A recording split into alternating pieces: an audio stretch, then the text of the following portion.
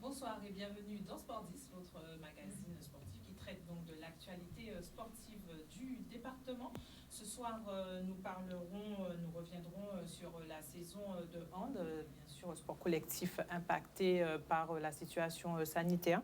Et ce soir, nous ferons donc un point avec le président de la Ligue de hand, Monsieur Gérard Randy, qui nous fait le plaisir d'être notre invité ce soir. Gérard Randy, bonsoir. Bonsoir aux téléspectateurs de Canal 10, bonsoir à la Guadeloupe, aux sportifs et aux handballeurs.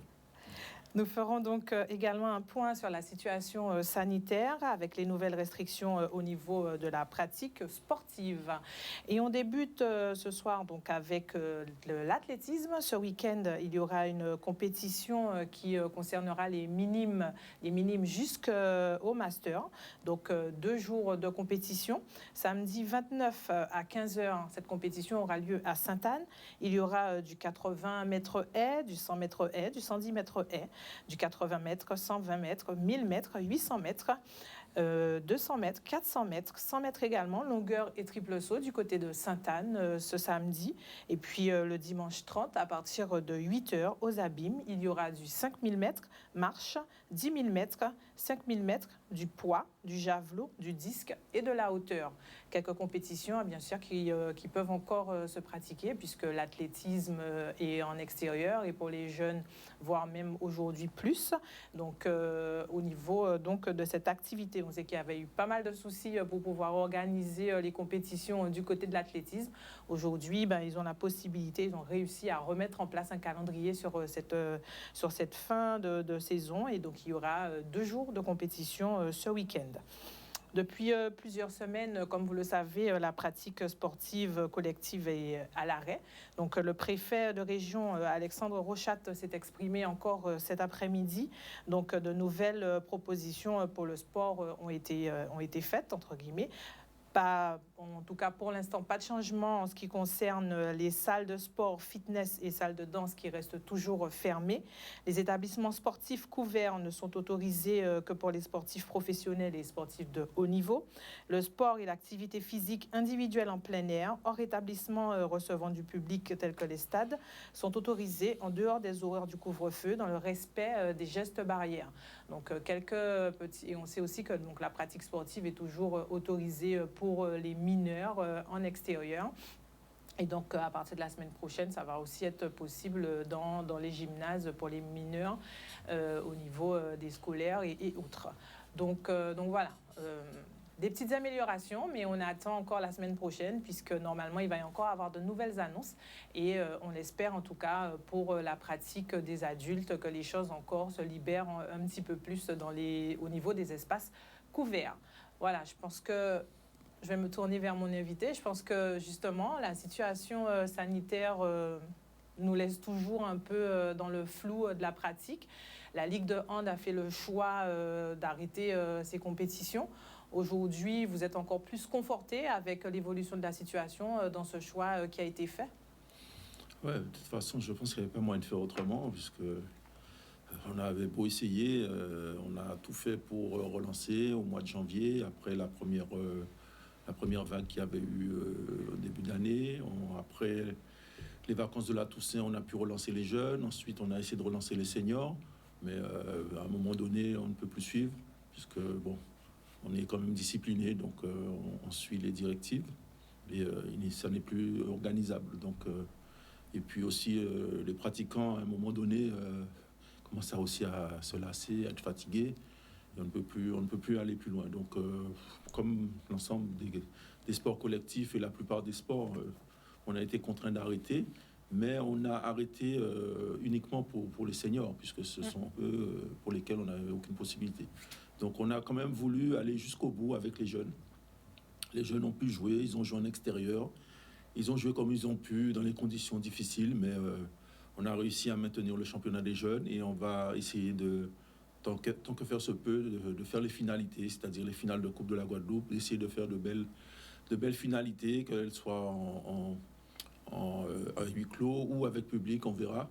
Mais on essaiera de faire quelque chose de bien pour au moins que les jeunes soient satisfaits de la saison qu'ils ont pu faire. Mais pour les seniors, bon, il n'y avait pas d'autre solution. Justement, donc vous parlez de pouvoir récompenser les jeunes qui ont, eux, pu pratiquer quasiment sur toute la saison. Dans le calendrier aussi qui reste, est-ce que vous avez des contraintes ou est-ce que vous pensez que ça peut aussi rentrer dans le temps imparti? On est déjà au mois de juin. Est-ce que ça va être quelque chose qui sera vraiment possible d'organiser au niveau des coupes, puisqu'on sait aussi qu'il y a parfois la période électorale, c'est pas forcément évident non plus. Donc, est-ce qu'aujourd'hui, de ce qui reste, en tout cas en termes de temps, vous pensez que c'est possible et réalisable? Oui, on a fait un calendrier final de compétition. Courant mi, la date exacte, je crois que c'est le 12 juin. On fera les finales de toutes les catégories jeunes sur toute une journée. Ça se fera normalement à Petit Canal. Ensuite, on fera la semaine suivante, c'est-à-dire la 3e semaine du mois de juin, on fera les finalités de championnat. On a essayé d'innover en étoffant un petit peu, c'est-à-dire en faisant participer 4 équipes par catégorie, alors que d'habitude, logiquement, c'était 9. Mais on a voulu quand même que, puisqu'on ne pouvait pas faire grand-chose d'autre, au moins pour les jeunes, arriver à faire quelque chose de plus conséquent. Et puis, on a aussi en perspective une compétition tout à fait innovante qui va être lancée cette année avec une association qui s'appelle 9-7, qui a fait une proposition à la Ligue qui s'appelle la DRAF. Et donc, cette compétition, c'est pour les jeunes aussi, les jeunes qui sont au pôle principalement. Cette compétition, on va la faire donc dans la dernière semaine du mois de juin. Donc, quand même pas mal de choses au calendrier pour les jeunes. Et puis aussi, on va essayer de mettre en place au mois de juillet des compétitions, enfin une formule de compétition pour le beach on. Donc, ça aussi, c'est innovant, c'est quelque chose de nouveau. Donc, on va essayer de lancer cette compétition. Ce ne sera pas encore quelque chose peut-être de très extraordinaire, mais ce sera un lancement. Donc, au mois de juillet, je pense qu'on va arriver à mettre ça en place sur les plages et cette compétition. Et puis, bon, et on essaiera de mettre tout en œuvre pour que si on en a la possibilité, on puisse reprendre la saison assez tôt, c'est-à-dire, je pense, à la fin du mois d'août. Voilà. Vous êtes donc arrivé en fin d'année, donc du moins sur la saison dernière, donc à la tête de la Ligue. Donc justement, quel est votre projet, quelle est votre vision en tout cas pour le hand guadeloupéen aujourd'hui, sur quoi vous voulez avancer? Aujourd'hui, vous nous avez énuméré quelques projets donc, qui vont émerger d'ici les mois à venir. Mais globalement, quelle est du coup la perspective, votre ambition, votre projet pour le hand guadeloupéen? Déjà, nous avons fini de rédiger. On avait un projet de campagne, bien évidemment, avec des projets, mais là, on a étoffé énormément en rédigeant un projet territorial très complet qui va nous permettre qui va être notre boussole, disons, pour les 3 années qui nous restent à peu près. Ce projet territorial, donc, il tient compte principalement du sport de haut niveau. Donc, on a aussi mis en place à l'intérieur de ce projet territorial un projet pédagogique pour les pôles. Il s'agit pour nous de reformater complètement, pas complètement, de reformater, de reparamétrer la formation du sport de haut niveau, du handball de haut niveau. Donc, remettre en place toutes les conditions qui seront nécessaires pour que les pôles, puisque nous avons plusieurs pôles, les pôles de handball de la Guadeloupe puissent fonctionner de façon, la meilleure façon possible. Parallèlement, donc aussi d'autres projets. En ce moment, on est surtout entré sur l'axe 1 de notre projet, c'est-à-dire la partie administrative, en train d'essayer de refaire un reparamétrage aussi, c'est le même mot, une restructuration, une remise en place de la partie administrative, puisqu'on a revu là, toutes les conditions de travail de nos agents, les contrats, etc. Et on est en train d'essayer de régler tout ça. Donc cette partie administrative, c'est qu'un début, mais bien sûr, mais on va l'étaler sur les années qui viennent. Mais il s'agit d'abord, dans un premier temps, de restructurer cette partie administrative. On va aussi travailler donc sur tout ce qui est le handball lui-même, l'activité, c'est-à-dire redonner un petit peu du cachet, c'est-à-dire à travers les compétitions. Donc ça passe d'abord évidemment par les clubs, puisque les clubs sont les premiers concernés et les premiers éléments du sport du handball et du sport en général. Donc c'est de redonner au club les possibilités de travailler, notamment avec de la formation. Donc revoir tout le projet de formation, ça aussi c'est dans notre projet territorial, un plan de formation complet. Et puis aussi à partir de là, essayer de redonner un petit peu un aspect intéressant aux diverses compétitions. Donc redonner de la valorisation, de la valeur aux sportifs eux-mêmes. Et puis un des derniers axes, parce qu'on avait 5 axes de travail, je ne les ai pas tous développés, un des derniers axes aussi sera retravailler sur l'image, la communication, et redonner un dynamisme. Et en fait, l'image que le handball n'a jamais perdue, c'est celle d'un sport familial, mais c'est de la remettre encore mieux en lumière, en montrant que le handball, c'est vraiment un sport de famille, un sport qui a des valeurs vraiment familiales et valables.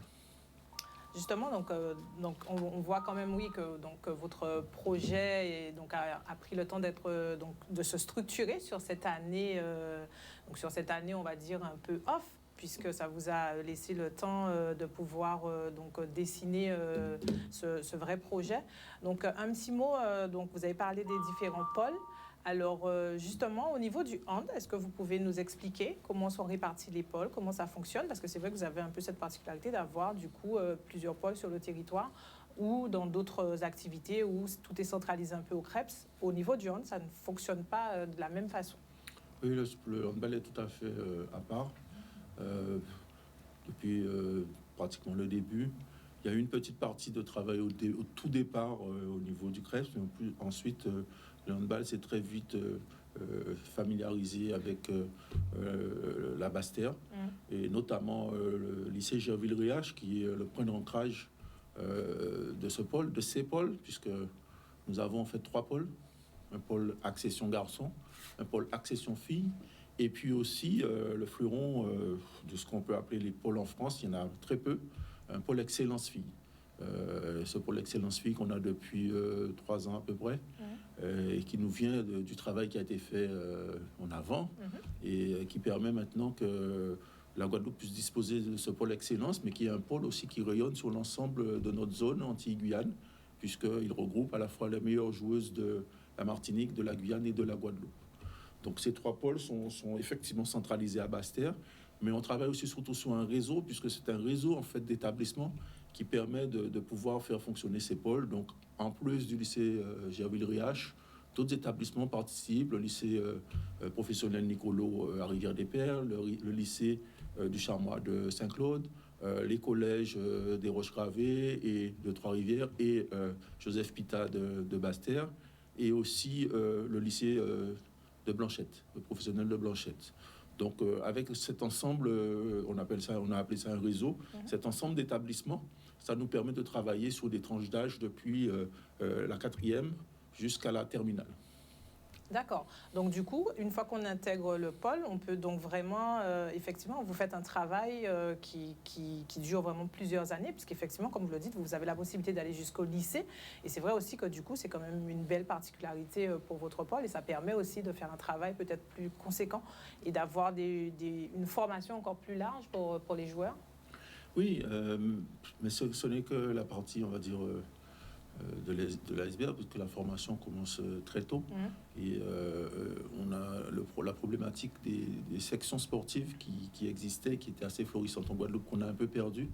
Et donc notre objectif est de remettre en place ces sections sportives qui sont la base de la formation, de travailler beaucoup plus en amont sur des pouponnières, sur du travail qui mérite d'être fait en amont de ces pôles, de façon à permettre qu'on travaille vraiment sur du perfectionnement et sur les meilleurs joueurs et joueuses possibles. Donc c'est toute une filière qu'on doit remettre en place, puisque cette filière, finalement, elle existait quelque part, mais on doit la remettre en place et certainement, je pense, l'améliorer, faire en sorte qu'elle soit beaucoup plus performante et surtout plus ciblée, parce que ça coûte cher. Donc ciblée pour vraiment faire du travail sur le nécessaire, essayer d'éviter tout ce qui ne serait vraiment pas absolument utile. Voilà. Justement, donc, sur cette saison, donc compliquée effectivement avec la situation sanitaire, est-ce qu'au niveau du hand, ça a été compliqué au niveau des clubs pour pouvoir conserver les jeunes, pour pouvoir, même si on sait que la compétition a pu se dérouler, on sait que c'est aussi contraignant pour les clubs avec les coupures qu'il y a eu aussi entre-temps et les reprises. Est-ce qu'au niveau des clubs, ça n'a pas été aussi un peu compliqué à vivre? Forcément, ça a été compliqué. C'est pas une année, ce sont deux années sportives extrêmement compliquées, difficiles pour les clubs. On a une perte de licenciés de près de 40%, 30 à 40% sur l'année passée. En plus de ça, vous savez, nos épisodes sanitaires n'ont pas été les mêmes que sur les autres départements, par exemple sur la Martinique ou sur la Guyane ou sur la métropole. Et nous, on a été impactés au plus mauvais moment, c'est la rentrée scolaire. Donc la rentrée scolaire, c'est la partie où les jeunes viennent au club, viennent vers les clubs, etc. Et c'est dans cette partie-là, justement, où la Guadeloupe a été en difficulté sanitaire, alors qu'à ce moment-là, peut-être la Guyane ou la Martinique ou la métropole pouvaient pratiquer. Donc cette période cruciale a fait qu'on a une perte de licence assez importante. Il va falloir effectivement relancer la machine, retravailler. Mais c'est vrai que les clubs ont vraiment souffert de ça. Maintenant, il va y avoir un plan de relance avec la fédération, la Ligue aussi. On va mettre notre part de façon à faire en sorte que déjà sur les plans budgétaires et financiers, on puisse aider ces clubs-là, les clubs à revenir et retravailler sur l'augmentation des licences. Le retour en tout cas des licenciés au sein du club, tout en prenant en considération effectivement aussi la situation sanitaire, parce qu'on est toujours, on est toujours un peu dans le flou, puisqu'on espère que les choses effectivement s'arrangent, mais on est un peu suspendu aussi. On fait des projections, mais c'est aussi dans l'attente de se dire que voilà, si les choses s'arrangent, on pourra effectivement relancer la machine. Comme on dit, c'est la faute de personne. Tout le monde est dans cette difficulté, tous les sports. Toutes les ligues de l'ensemble du territoire national et régional sont dans cette difficulté. Donc, on ne peut que serrer les dents et essayer d'attendre les meilleurs jours tout en essayant de se préparer pour relancer les choses. Vous êtes donc aussi un sport collectif. Vous êtes aussi concerné par cette problématique de salles et de terrain. On sait que, tout comme les sports collectifs, c'est pas forcément évident pour le hand. Donc, vous aussi qui arrivez, comment est-ce que dans votre projection, vous avez aussi peut-être des solutions ou à destination des collectivités, des rapprochements, des choses à voir, à travailler pour pouvoir peut-être faire émerger des projets qui pourraient aussi favoriser la pratique du hand? Tout à fait. De toute façon, on ne peut pas faire sans les collectivités. La Ligue de handball ou les clubs n'ont pas de structure, d'infrastructure qui leur appartiennent. Donc forcément, à part peut-être une, les clubs n'ont pas de structure personnelle. Donc ce sont les collectivités qui sont les porteurs des associations.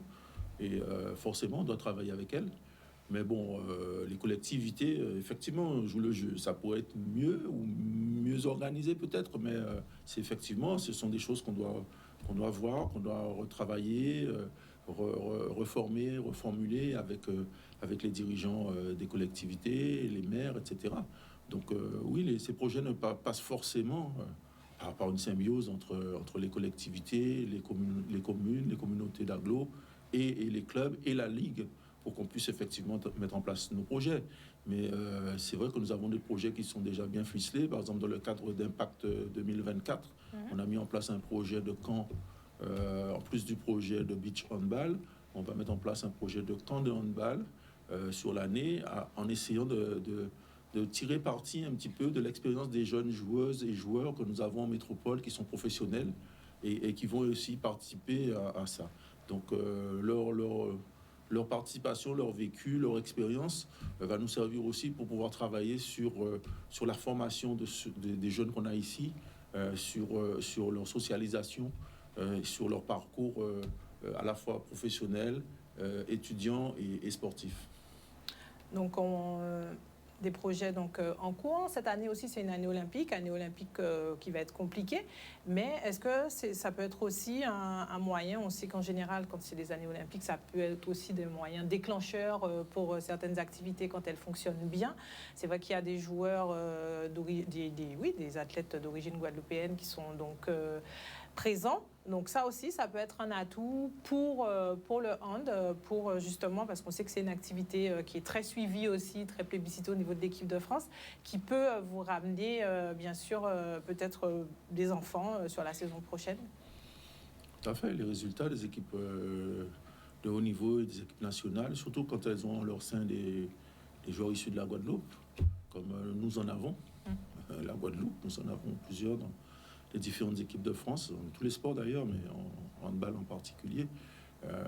Ça peut jouer, ça doit jouer effectivement à relancer l'attractivité pour le handball en particulier, puisque je ne vais pas les citer, mais nous avons des joueuses de très haut niveau qui jouent dans les meilleurs clubs et dans les sélections nationales, Mélino Candy, les sœurs Canor, Janela Blombou, etc. Et aussi des garçons, Dylan Garin, qui sont au plus haut niveau. Donc oui, et en plus, ce sont des jeunes qui sont attachés à leur île, à l'endroit d'où ils viennent, et donc qui sont prêts à jouer le jeu et à ramener de l'image. Donc oui, cette image-là, on en a besoin. Les JO, oui, les Jeux Olympiques, et sous les 4 ans qui vont venir, on essaie de s'inscrire justement, je vous parlais tout à l'heure du projet Impact 2024, et bien c'est un projet qui est dans le cadre des Jeux Olympiques. Et donc on va essayer effectivement de prendre cette trace-là, de prendre cette roue-là et de nous mettre dans l'aspiration de ces Jeux Olympiques et de cette compétition de haut niveau pour essayer de relancer effectivement les choses. Vous parliez du beach hand. Alors, est-ce que, bon, on comprend bien que ça se pratique à la plage. Oui. Donc, est-ce que justement, cette saison, on aurait peut-être pu voir émerger un petit peu plus de compétition, même peut-être à ce niveau-là, étant donné que c'était même compliqué dans les gymnases ou ce genre de choses, peut-être voir émerger plus tôt ce type de compétition? Et il a fallu d'abord mettre en place, et vous savez, tout passe par la formation. C'est une nouvelle activité, il ne faut pas confondre le beach hand et le sandball. Le sandball, c'était une activité aussi sur place, mais le beach hand est déjà un peu déjà très différent. Il fallait d'abord, dans un premier temps, qu'on puisse former des cadres, qu'on puisse former des gens pour lancer l'activité. C'est ce qu'on a fait, puisque depuis que nous sommes en place, on travaille comme des espèces d'aspirateurs de formation. On essaie d'aspirer tout ce qu'on trouve en termes de moyens, tout ce que la fédération propose, tout ce que les OPCO proposent. On aspire tout et donc on envoie un maximum de cadres en formation. On a fait, je pense, depuis 6 ou 7 mois, un énorme travail sur la formation des cadres et notamment dans le beach hand. Donc on a des cadres formés, mais c'est une activité qui se lance. Donc là, on va effectivement peut-être tâtonner un petit peu, mais on va essayer de lancer cette activité parce que je pense qu'elle ressemble bien à nos valeurs et à ce qu'on fait en Guadeloupe. La plage, le beach hand, effectivement, on peut dire que c'est dans notre ADN. Donc je pense que c'est une activité qui va prendre effectivement, mais ce sera une activité qui aura sa place et ses moments dans l'année, dans la saison. Voilà. Vous ne voyez pas une activité spécifique qui serait présente sur toute une saison, mais vraiment des moments clés, peut-être des tournois, ce genre de choses? Oui, à long terme, c'est le but. Hein. À long terme, le but, c'est que le beach hand prenne une place régulière. Mais on démarre. Donc, pour le moment, on essaie déjà de voir comment ça peut fonctionner, qu'est-ce qu'on peut faire, comment on peut organiser. Et forcément, au fur et à mesure, on verra si on peut développer davantage. C'est même un sport, une activité de handball qui a l'objectif de devenir un sport olympique. D'accord. Un peu comme le rugby à 7 ou le beach volley, etc. Donc, c'est le but. Donc, il va falloir du temps, mais on va s'y mettre. On a déjà mis en place, écrit et saisi des projets sur les divers appels à projets qu'il y a au niveau de la fédération, de l'État, etc. On a déjà saisi plusieurs projets qui pourront nous permettre effectivement de financer ces activités de beach handball.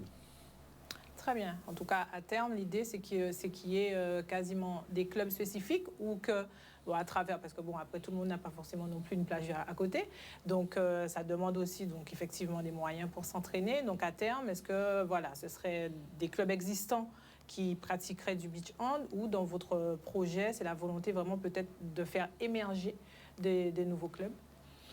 Il peut y avoir de tout. Il peut y avoir de tout. C'est un peu comme le futsal. Le futsal, il y a au départ des clubs de foot à 11 qui ont mis en place du futsal, mais il y a des clubs qui se sont créés spécifiquement sur du futsal. Donc, c'est un peu le but. Donc, comme je vous dis, on est dans l'expérimentation. Donc, on va voir au fur et à mesure des années qui viennent comment ça peut se développer. Mais c'est une des activités de handball, puisque maintenant on ne parle même plus du handball, on parle des handball. Il y a toute une série de nouvelles activités au niveau du handball. Et on parle maintenant des handball. Donc c'est une des activités handball qu'on va mettre en place, mais il y en a d'autres aussi. Il y a le handfit, le hand ensemble. Maintenant, vous savez, les fédérations travaillent comme ça, elles essayent d'attirer le plus possible, de donner le plus de diversité aux activités pour que tout le monde puisse s'y retrouver. Aujourd'hui, voilà, c'est plus vraiment, les fédérations ne sont plus dans cette idée juste de faire du sport pour de la compète c'est vraiment proposer un package sportif, entre guillemets, pour que tout le monde puisse y trouver son compte. C'est-à-dire que moi, même si je ne suis pas forcément sur les terrains en tant que pratiquant de hand compétition, je peux quand même trouver mon bonheur dans une activité de hand qui sera peut-être un peu autre, mais en tout cas, je ferai partie de la famille hand. Tout à fait, c'est exactement ça. C'est bien résumé. Oui, c'est vrai que c'est une vraie volonté, puisque ça fait les différentes fédérations, quand on regarde un peu autour, c'est ce qui se développe. C'est, voilà, l'idée, vraiment, c'est pouvoir de mettre, entre guillemets, tout le monde au sport. En tout cas, voilà, ça se développe bien. En tout cas, chez nous, on voit que voilà, les projets sont bien mis en place. Donc, justement, on va parler peut-être un petit peu de vous, qu'on vous connaisse quand même un petit peu mieux en tant que personne, en tant que président de ligue. Donc, justement, alors, est-ce que vous pouvez nous dire quel est votre parcours? Est-ce que justement, du coup, comment vous en êtes arrivé à être président de la Ligue de hand? Parcours, je ne veux pas être... il va falloir du temps. On a du temps. On peut simplifier. Au départ, je viens du football, puisque j'étais plutôt footballeur. Je suis venu au handball un peu tard. Et effectivement, j'ai exercé quand même pendant pas mal d'années des activités de football. D'abord en tant que joueur, puis en tant qu'entraîneur. Mais je me suis lancé dans le handball, parce que c'est un sport qui me plaisait depuis très longtemps, mais que je ne pratiquais pas de façon importante. Et à un moment donné, je me suis mis à pratiquer au club de Zayenla, Mornalo. Et donc, je suis aussi rapidement passé à la direction, à être dirigeant, donc président. Et très tôt, j'ai été président de Zayenla. J'ai exercé pendant plus de 30 années les fonctions de président de Zayenla. Et donc, ensuite, parallèlement, plutôt, j'ai aussi intégré les organes de la Ligue de handball en tant que vice-président, que responsable de commission de discipline, commission d'organisation des compétitions. Donc, pendant plus de 15 années, j'ai travaillé dans différentes équipes de ligue. Et donc, j'ai été vice-président aussi sous l'ère du président Eddy Couriol. Et donc, effectivement, à un moment donné, je me disais, bon, ce soir, je rentre chez moi et je regarde la télé et je regarde les choses se faire. Ou soit, effectivement, je vais un peu plus loin. Bon, j'ai décidé d'aller un peu plus loin et donc de me présenter à la présidence de la Ligue de handball avec l'équipe avec laquelle je travaille. Donc c'est bien aussi donc, de voir que voilà, on vous a choisi, on vous fait confiance. Donc c'est aussi une responsabilité, effectivement. On voit que vous avez quand même donc, un passé bien implanté dans le milieu. Donc vous connaissez toutes les difficultés, vous savez ce qu'il y a à faire, entre guillemets. Et aujourd'hui, est-ce que vous pensez que vous avez les moyens, entre guillemets, de votre belle politique territoriale que vous nous avez un petit peu expliqué ce soir? Alors, on commence un peu dans la difficulté. Comme je vous l'ai dit un petit peu en préambule, beaucoup de choses à arranger, beaucoup de choses à régler, beaucoup de problèmes à remettre en place. L'administration, effectivement, les contrats, les congés, tout ce qui est administratif, mais aussi le pôle à revoir. Nous avons un nouveau CTS qui vient d'arriver, qui succède à M. Francis Malinure, qui est M. Philippe Arvincent, qui vient de la métropole, qui a envie de faire des choses, qui est vraiment dynamique. Le travail qui a été fait avant a été très bien fait. Et lui, il va essayer de prendre en cours. Donc, effectivement, reformater, remettre en place un projet au niveau des pôles avec ce nouveau CTS qui passe par la formation, etc. Donc, oui, c'est ce qu'on essaye de faire. Alors, donc, on a commencé dans la difficulté, réécrire, s'asseoir, réécrire les projets éducatifs du pôle, projet territorial, les différents projets, le projet de formation, etc. On est en train de tout réécrire, de tout reformuler. Ça va prendre du temps, mais on a déjà fait une grosse partie. Et aussi prendre les choses en cours, puisqu'on se retrouve avec quand même des surprises sur certaines choses, comme les dettes sur SAF. On se retrouve avec des dettes sur SAF importantes. On pensait que c'était des choses réglées. Non, il faut s'y mettre. Et donc, on essaie de régler tous ces problèmes-là. Et puis, quand on aura fini peut-être un petit peu cette partie difficile-là, je pense qu'à partir de ce moment-là, on pourra aller vers l'avant. En tout cas, se projeter vraiment à fond dans ces projets dans lesquels, en tout cas, sur lesquels vous êtes en train de travailler, et vous allez effectivement avoir plus de moyens pour pouvoir exprimer et faire en tout cas ce que vous. Les moyens, vous savez, ils sont ce qu'ils sont. Nous, on travaille actuellement beaucoup sur tous les projets et surtout tous les dossiers de demande de subvention. Donc, on va essayer de récupérer tout ce qui est récupérable. Maintenant, vous savez que le gros problème du sport en Guadeloupe, ce sont les partenaires. C'est ça. C'est la partie sponsoring, la partie partenariat qui est difficile. Et c'est ce qui, en fait, doit compléter les budgets. Et donc là-dessus, on n'est pas les seuls, tout le monde est dans la même difficulté. Mais c'est sur ça qu'on peut arriver à mettre en place non seulement des projets au niveau de notre ligue, mais aussi au niveau de notre zone, puisqu'on travaille beaucoup avec la Martinique et la Guyane. On a une zone de travail qu'on appelle la zone anti-Guyane, la ZAG. Et dans cette ZAG, on veut mettre des choses en place. Mais tout ça, ça passe effectivement par des moyens, par du partenariat et par des entreprises qui puissent effectivement participer. Mais le tissu est tellement limité, et plus la crise sanitaire qu'on traverse, c'est ça la grosse difficulté. Donc, c'est difficile d'arriver à combler ce manque. On travaille sur tout ce qui est utilisable tout de suite, les subventions, etc., les aides régionales, etc. Mais la partie délicate, c'est vraiment la partie partenariat, la partie avec les entreprises et le tissu économique. Un jeune qui intègre du coup les différents pôles, quel va être son cursus? Est-ce que, par exemple, ils intègrent le pôle à partir donc de 13 ans et ils font tout le cheminement? Ou est-ce qu'il y a plusieurs phases d'entrée pour ces pôles-là? C'est-à-dire qu'un jeune qui n'a peut-être pas été détecté quand il avait 13 ans, il peut, même si par exemple à 14-15 ans, il commence justement peut-être à émerger, à pouvoir intégrer la structure. Comment du coup ça se passe pour un jeune handballeur qui souhaite intégrer le pôle? Oui, il y a plusieurs entrées. L'entrée conseillée, c'est d'entrer très tôt au niveau des écoles de handball des clubs. C'est la meilleure façon pour acquérir les bases, etc. Mais effectivement, il y a plusieurs niveaux d'entrée. Là, je vous ai parlé tout à l'heure de la mise en place des sections sportives. Donc, les sections sportives, ce sont des sections qui travaillent au niveau des collèges, sur les classes de 6e jusqu'à 3e, pardon. Donc, déjà, cette base-là, qui existait quand même avant, qui n'était pas totalement développée sur l'ensemble du territoire, mais qui existait sur certains points, qui s'est un peu raréfiée. Il faut qu'on la remette en place. Donc, les jeunes pourront déjà rentrer au niveau des écoles de handball, ensuite au niveau de ces sections sportives.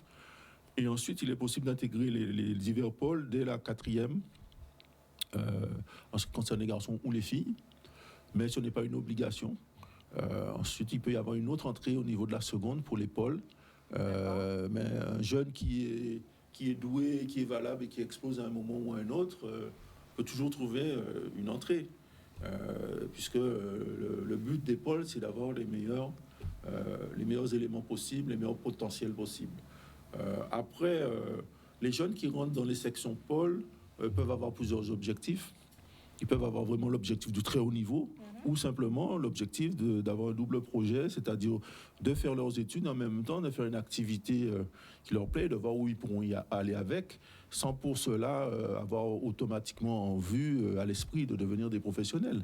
Donc, effectivement, le parcours de performance de haut niveau, il y a plusieurs entrées, mais il y a aussi plusieurs sorties, il y a plusieurs objectifs, plusieurs possibilités en fonction de chaque élément, de chaque personne. Donc voilà. Donc on fait une sélection d'épaule très tôt, à l'issue des classes de 5e, 4e, et aussi une sélection à l'entrée en seconde. Les nouveaux entrants pour cette saison sont déjà connus, vous avez déjà travaillé dessus? Tout à fait. Le CTS, M. Philippard, a déjà fait les différents éléments de sélection, de façon qu'on puisse avoir les listes pour la saison prochaine. Très bien.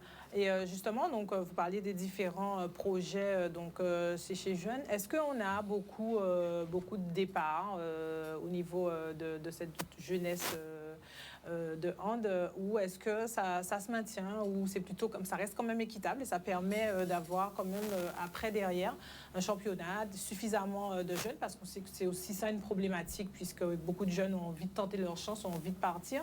Donc est-ce que au niveau du hand, cette problématique est moindre et on arrive quand même à garder suffisamment de joueurs pour avoir des championnats qui sont quand même équilibrés, qui sont porteurs?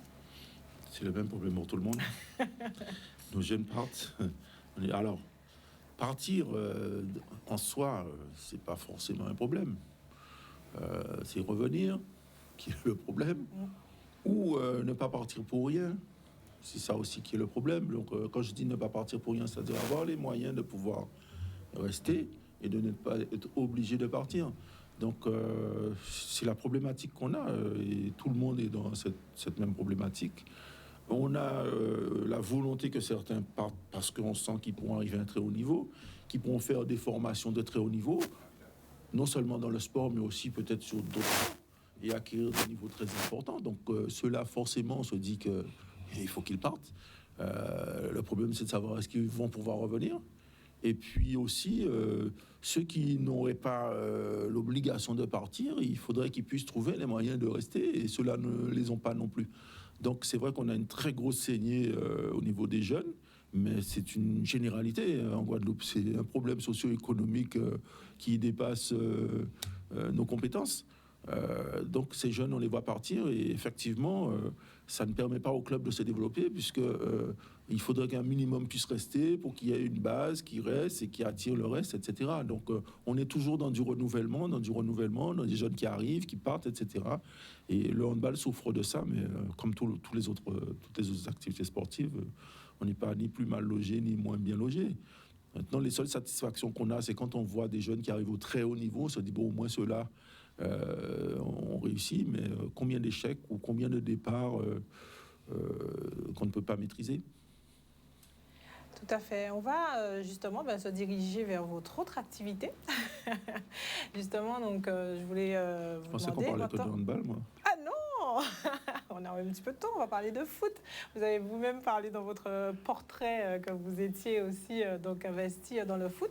Justement, comment on mène de front une activité un peu... Vous avez une fonction un peu plus visible, entre guillemets, plus impliquée, puisque vous êtes vraiment là, du coup, sur le terrain en permanence. Et du coup, aussi, la gestion de la présidence, parce que c'est quand même très prenant. Oui, tout le monde me pose la question.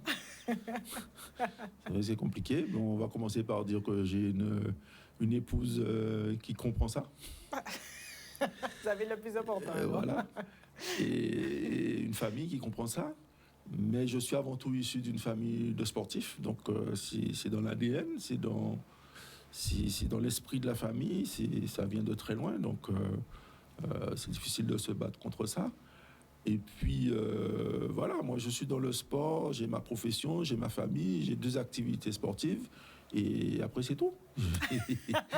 C'est-à-dire mais 2 qu'il n'y a pas activités de sportives. débordement sur d'autres choses. Donc, voilà. Oui, mais ces 2 activités sportives ne sont quand même pas minimes. Vous êtes président d'une ligue, donc la Ligue de hand, et vous êtes quand même entraîneur d'une équipe première au niveau du foot. Donc, c'est quand même 2 activités sportives très, très importantes. Et comme je vous dis, je ne fais rien d'autre que ça. J'ai mes activités professionnelles, mes activités sportives, ma famille. Et voilà. Et donc, en me restreignant à ça, c'est vrai que c'est difficile.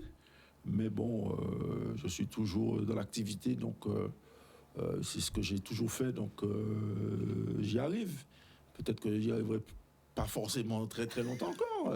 Si les forces ne le permettent pas, il faudra baisser.